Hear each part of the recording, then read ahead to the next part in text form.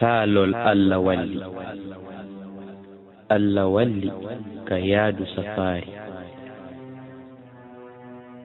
Bismillahir rahmanir rahim.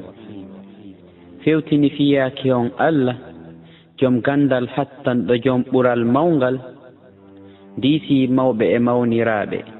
heɓi wasuye maɓɓe si eɓɓindani no totta fodoore ka fodanooɓe embere no heɓiri feere wayni siɓɓe yiɓɓe no wayno mawɓe e mawniraaɓe yoɓita ñamaale torooɓe yaafuye wayni karamoko mum sakkitori ka mawɓe mum toriiɓe du'a jangi du'a du'orteeɗo mo nelaaɗo du'orayno nde ɓe fokkiti yaadu no wakkiti cawlum lukkiti deftum sutani yaado ɗaɓɓo keɓal ay yoɓori kulol Allah du'a hekkisi nangiɗatal timmina mbuuɗu kono yoɓori gandum yondinori kulol jom senagol no fiɓuno si jokkay ko ɗiɗi piiji nden deftere Allah e on sunna annabiijo no aadi firtata kono no huli no maapi wota oñoyo sabu anda ko wirni fellita kono no tamƴini sabu jon yurmende on fodi no toro Allah kaɗatal waajo setodaɓe beru gandum mum eno heɓiri feere nde waɓutu julde heewunoɓe mbaɗɗateeri darti on tuma ɓe juuli saa i kala nde ɓe hewti e jahum o janga goɗɗum ka nyontingol sunna Muhammadu yo jam ekisiye won e o ɓurnaɗo yo ɓe nguure maɓɓe heɓor wota sahaba faɗu wernoɓe no heɗiti no ɗaɓɓita laawol tawde fottananoma o ari ha e nokkel tun o noddi o humpitiɓe o hewti siko ɗum Allahu muuyi no yoɓorno ɗin moftude needi tati ɗi diina landi lorrata wudda e kadi yeeso ngon no henti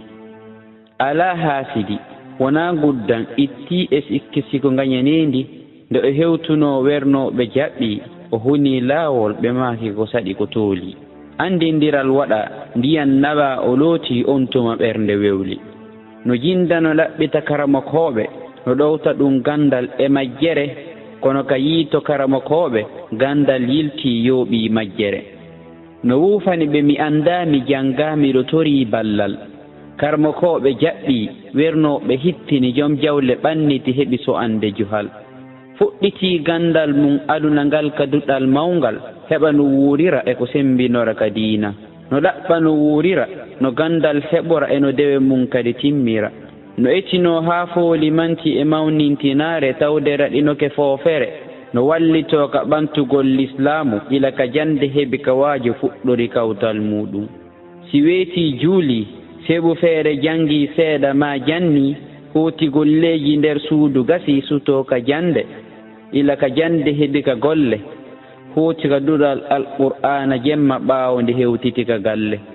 no jonna no saabi suudu defte diina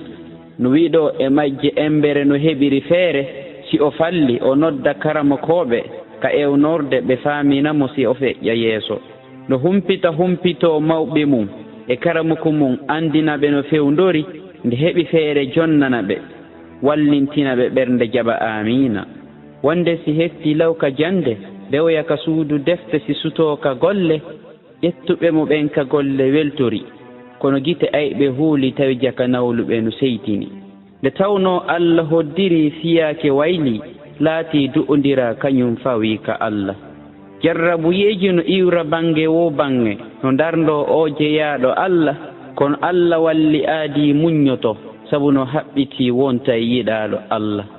wo muñal ko dañal wakkilaare ko kaafa Allah ka mettata Allah walli wakkili muññi ne ɓaali muusendeji goo jayti Allah waɗi barki e yogo e ko jangi gandal mum feeñi ka jama huwondira gandal mum naftora weltani sabi bimɓe jarni Allah